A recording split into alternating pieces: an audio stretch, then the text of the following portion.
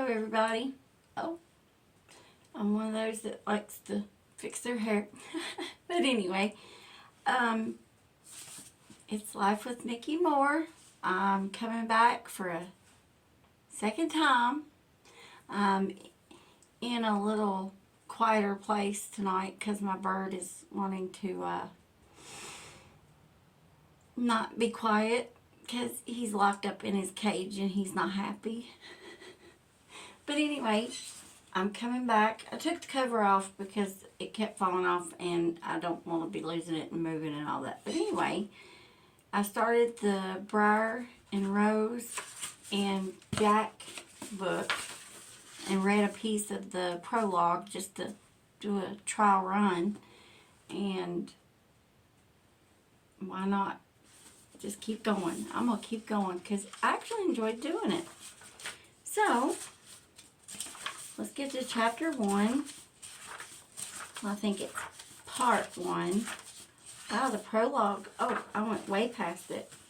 I hope everybody's had a good day. I had an okay day. I'm still here, so that counts, right? But anyway, let's get started. Enough chit-chat. All right, part 1. 9 years later.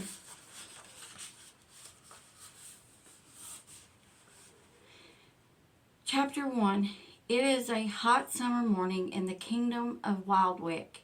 In the distance, the sun hovers over the cloud-covered mountain.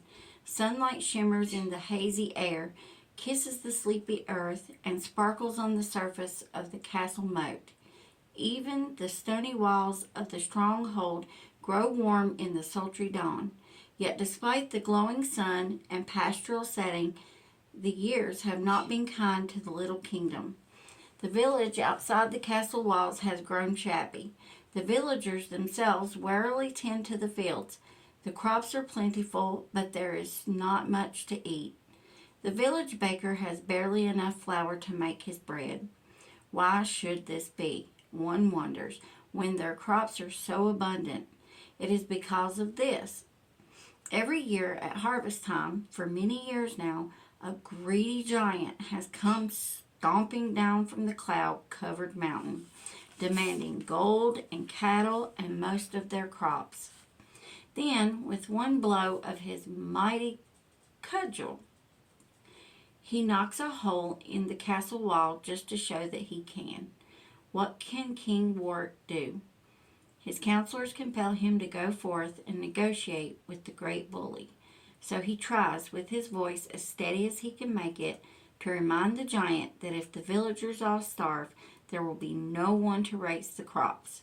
But the giant is immune to logic, and the king always ends by giving up more of his kingdom's wealth and harvests, looking on as the giant stomps away with his plunder back to the cloud-top mountain. When it is over, the people are left destitute, some injured, even some dead. The castle, really a fortress, is left defenseless, its wall ruptured. By order of the king, all the able-bodied men gather at the broken wall and painstakingly rebuild it, while the king levies the giant tax to replenish the treasury. Then he sells off more land to the filthy goblins, who pay him in gold from their underground lairs. This is a terrible choice, as goblins despoil any land they inhabit, as well as everything for miles around. But despite the kingdom's poverty, the king makes sure that he and his nobles still have the best of everything for themselves. And he keeps his own secret cache of food and treasure. The poor peasants, ignorant of the king's thievery, simply sigh and make do with what is left to them. That's sad. In the light of this summer morning, however, the repaired wall looks strong and solid, almost indistinguishable from the older parts of the structure.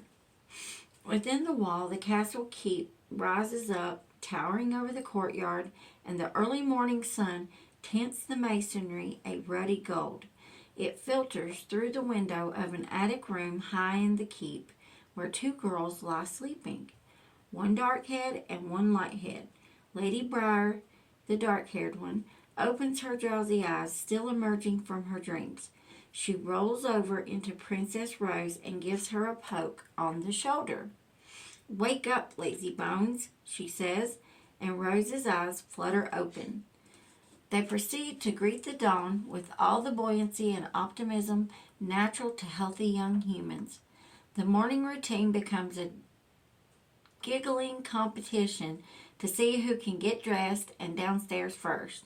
They perform their minimal ablutions, a few ill-aimed splashes from the water basin, and dress quickly in their linen shifts and full-length tunics, tying long belts below their waists and attaching small leather pouches for carrying odds and ends. BRIAR is first out the door, but they race down the stairs to the castle chapel as the bell rings prime. Rose skips to a halt as she sees Bishop Simon standing in the doorway of the chapel, looking accusatory and grim. His large belly takes up so much space that they must pass single file through the doorway. Rose hastily folds her hands in front of her, straightening her spine and lifting her chin in a practiced imitation of her mother's royal bearing, while BRIAR, who fears the clergyman's sharp tongue, does her best to remain invisible in Rose's shadow. "I win," whispers Rose over her shoulder to BRIAR. "Oh, I win," whispered Rose over her shoulder to BRIAR. The girls enter the chapel for morning mass soberly, for they have known it all their lives as a place of power and mysteries. As the family gathers, the girls take in the carved altar, the rich paintings, and the statuary. They listen to the service silently, but their solemnity, I can't say that word. Never claimed to be a professional. Does not last. Rose, I'll probably get better as I do this more. Rose signals BRIAR with a set of complex hand gestures, subtle nods, and eye rolls that serve as a private language between them, especially during daily services. She draws BRIAR's attention to the young Bosley, the altar boy, whose voice cracks and changes whenever he sings the responses in the service. The bishop gives the lad a scathing look, as if the boy is deliberately ruining what is supposed to be a perfect ritual. Bosley turns crimson with shame. Rose affects a cough to hide her smirk, but BRIAR blushes in sympathy with him and circumspectly casts down her eyes, pretending to not have witnessed his embarrassment. Their attention next turns to Bishop Simon, pompous and aloof. He holds himself exempt from the most basic tenet of his religion. That is, he fails to love others as he loves himself. Indeed, his hatred of others' imperfections makes him look down on every imperfect being around him. Even the king and queen are not exempt from his judgments. Know anyone like that? Though he takes care that they don't know it. The girls make fine sport of him in their private language. They look haughtily down their noses at each other while sticking their stomachs out and stifling their giggles. They are halfway through the doxology when, standing directly behind them, Lord Henry, the king's 12-year-old nephew, yanks BRIAR's hair to get her attention. She turns to find him making a gruesome face, pulling down one eyelid in imitation of her sagging eye. BRIAR instantly responds with an even more grotesque face, pulling both her eyes down and sticking out her tongue.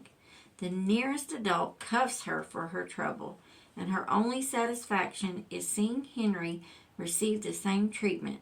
She is comforted by Rose, who links an arm with hers and turns to give Henry a look poisonous enough to wither him to oblivion.